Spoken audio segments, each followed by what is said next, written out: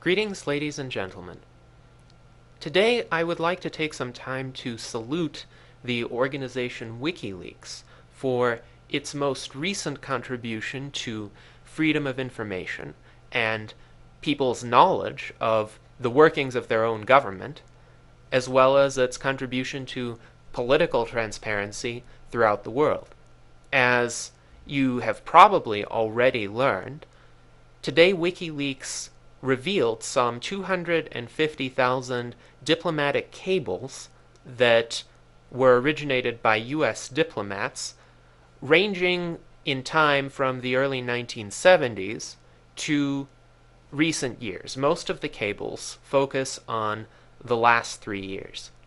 And the content of the cables is certainly interesting and in places quite amusing, but what is even more interesting, in my opinion, is what the reaction of the U.S. government reveals about the Obama administration's true colors. Now, much of the information that WikiLeaks released was not even considered classified, though a sizable chunk was classified and marked NOFORN, not for foreign eyes, essentially. So there was some information there that was certainly unflattering to the leaders and governments of other countries. It's not my particular concern how the leaders of those governments feel. What does please me, though, is to see some of that transparency and to see the U.S. government not be able to maintain a spotless reputation despite certain clear transgressions, or at least faux pas. Much of the content of the leaked documents isn't a condemnation of the U.S. government as such. A lot of it is anecdotes about other countries' leaders. However, there is one disturbing fact that was released. In 2007, the American government pressured Germany not to press charges against CIA agents who mistakenly kidnapped the wrong person, a German citizen who happened to have the same name as a terror suspect. And this person was taken to Afghanistan and detained there for months. Now, it's likely that this individual was tortured in Afghanistan. There are things that U.S. intelligence services are able to get away with there that they wouldn't even be able to get away with at Guantanamo, the notorious black jail in Bagram in Afghanistan.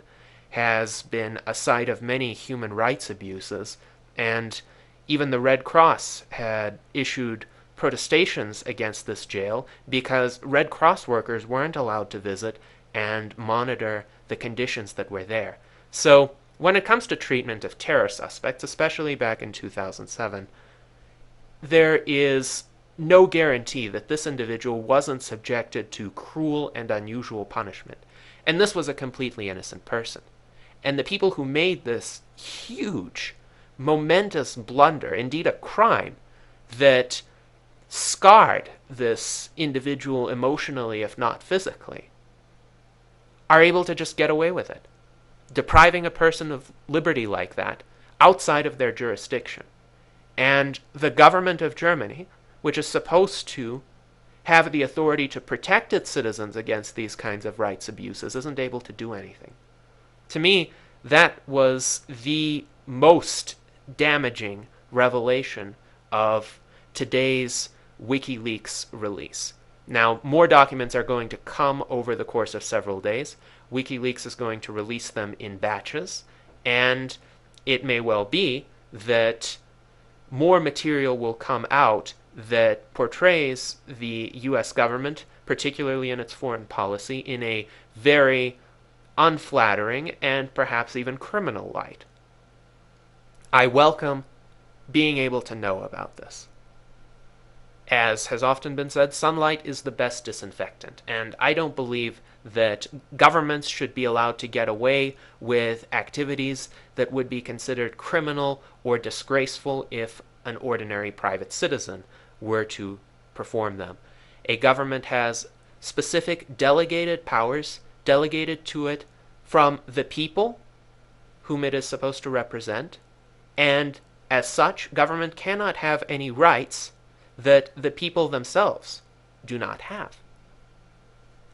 Now, what is telling, of course, is the US government's reaction to this leak, a very similar reaction to the previous leaks that WikiLeaks made regarding the Afghanistan and Iraq conflicts, leaks that revealed evidence of torture by the governments that the US has helped to prop up, evidence of failure of US authorities to follow through on these instances of torture, rape, and murder by their satellite governments, and also evidence of numerous civilian deaths, many more civilian deaths than were expected to have come out of this conflict. And we see now that both the conflicts in Afghanistan and in Iraq have resulted predominantly in civilian deaths, not in the deaths of the terrorists and representatives of rogue regimes that were targeted. Now, prior to those releases, the US military and State Department made allegations that they could endanger innocent lives, the lives of informants who worked for the US, the lives of civilians who helped US anti-terrorism efforts. But WikiLeaks has indeed taken very careful measures to remove this kind of compromising, personally identifiable information. A lot of the documents have names erased or blotted out. And this has been specifically done by WikiLeaks. This is why it has taken them so long to release the documents. Months have been spent redacting them. And one other interesting fact is that there has not been a single documented loss of life from the release of the Afghan war diaries or from the Iraqi war diaries. So why is the State Department expecting loss of life from the release of diplomatic cables? Primarily, the real fear of the Obama administration in this case isn't loss of life. That's a cover. It's embarrassment for the US, damage to somewhat delicate foreign relations with other countries. This is why Hillary Clinton, in the past several days, was on the phone with representatives from other countries throughout the world, essentially trying to assuage their fears, maybe inform them in advance about what would be leaked, because WikiLeaks actually shares the identity of the documents to be leaked with the US government before they are leaked. So Hillary Clinton essentially would have known what kind of public relations damage would be caused.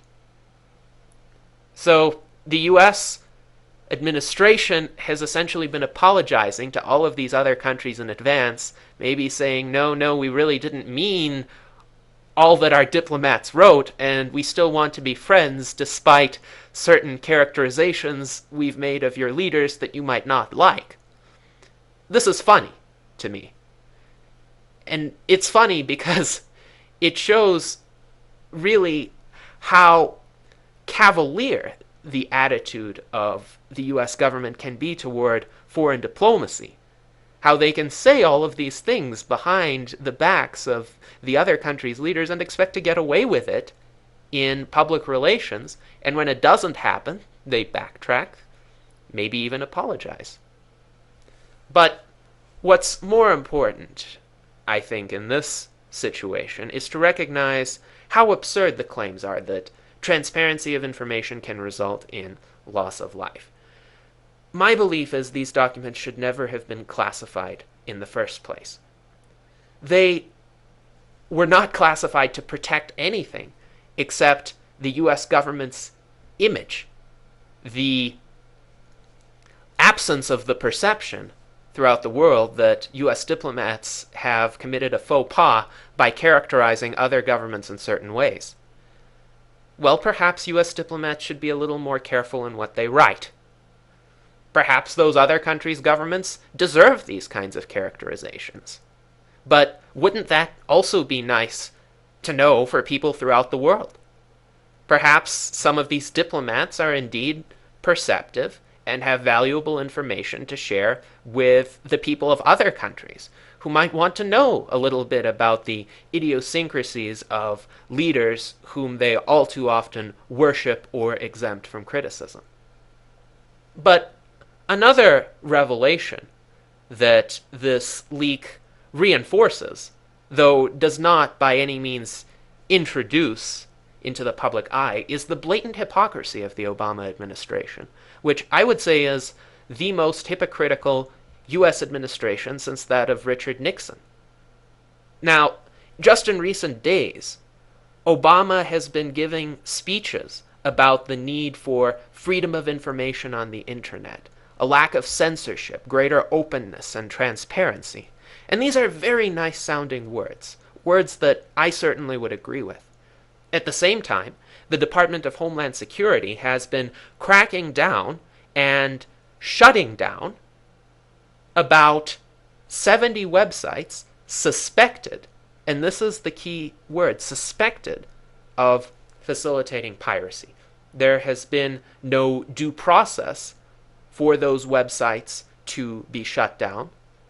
There has not been, by any stretch of the imagination, a full-fledged judicial process that would have confirmed that these websites were actually engaging in illegal activities. And this administration has taken a much harder line against alleged piracy on the internet. Once again, the key word here is alleged, than previous administrations have done.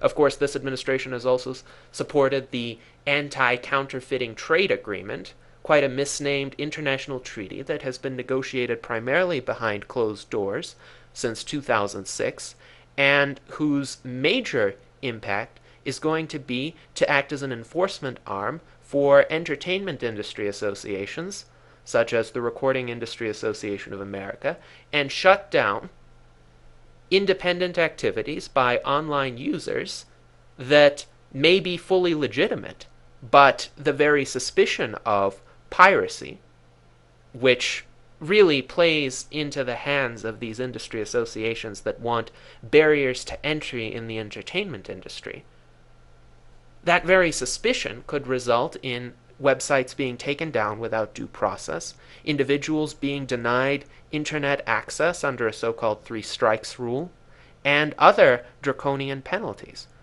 I have written an essay about ACTA that I will link to in the references section of this presentation that I encourage you to look at. So, at the same time as the Obama administration does this and condemns a WikiLeaks release that will primarily just embarrass the U.S. government and the governments of other countries and not endanger lives, the same administration is talking about the importance of freedom of speech and openness and transparency. No wonder Obama is losing so much credibility these days. He should be. And of course, that the U.S. would try to cover up how its own agents detained an innocent German citizen, and once again, most likely subjected this man to torture of unspeakable sorts, of the kind that should be eradicated from a civilized society, is very telling. I do hope that we will shine the sunlight of transparency on the U.S. government a bit more. I don't recommend that anyone aid and abet this leaking of documents, just because I don't think it's safe to do so. But I believe that WikiLeaks is doing a truly courageous thing, something that I wouldn't have the courage to do myself. And this is enlightening the world. This is giving knowledge to the world. This is something that is highly commendable, and I wish Julian Assange and WikiLeaks the very best in their further endeavors.